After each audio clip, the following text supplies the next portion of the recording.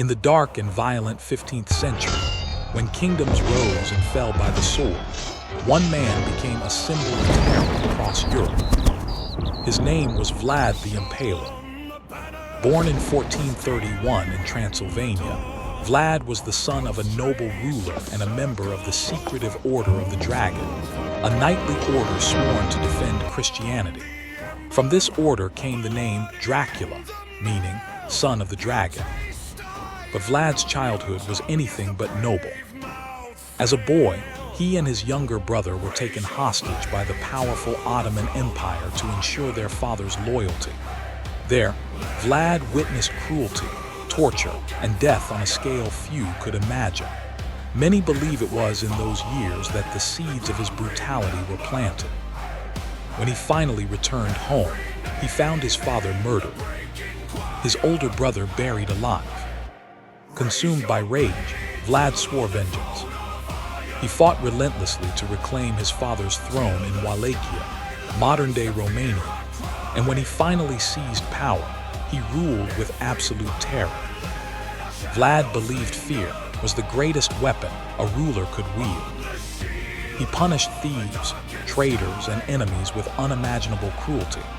His preferred method of execution was impalement, forcing victims onto giant wooden stakes and leaving them to die slowly over hours or days. Thousands met this fate. Stories spread of forests filled with impaled corpses lining the roads into his kingdom. One account tells of 20,000 Ottoman soldiers arriving at his capital, only to find an entire field of their comrades mounted on stakes, rotting beneath the sun. The message was clear: invade my land, and this will be your fate.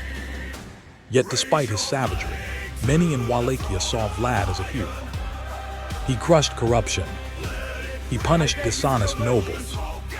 He enforced law with such severity that legend says a golden cup could be left in the town square untouched for years, because no one dared steal under Vlad's rule.